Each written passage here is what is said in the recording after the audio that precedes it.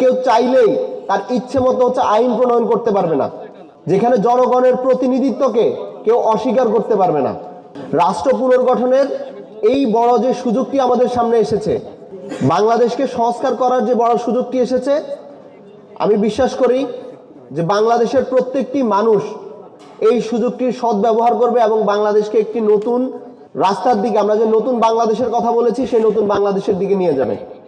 এই স্বপ্ন এবং এই বাস্তবতাকে পাশে রেখে আজকে আমরা একটি নতুন যে বাংলাদেশ স্বপ্ন দেখি, তার পাশাপাশি আজকে একটি হতাশার কথা বলি।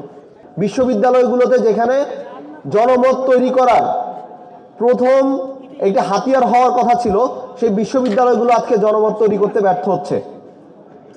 আমরা দেখতে পেয়েছি যখন আমেরিকা পুরো পৃথিবীতে তার যে আগ্রাসন, সে আগ্রাসনটি পরিচালনা করার আগে সে কিন্তু তার এই জনমত প্রতিষ্ঠা করেছিল বিশ্ববিদ্যালয়গুলো থেকে, এবং এই বিশ্ববিদ্যালয়গুলোতে প্রচার প্রচারণার মাধ্যমে কিন্তু আমেরিকা তার হেজিমনিটা সেইখান থেকে বৈধতাটা তৈরি করেছিল। আমরা দেখতে পারি যে আমাদের প্রথম সারির বিশ্ববিদ্যালয়গুলোতে নির্বাচিত ছাত্র সংসদ থাকার পরেও, আমরা আমাদের প্রতিনিধিত্ব থাকার পরেও আমরা সেই জনমতটি তৈরি করতে পারছি না।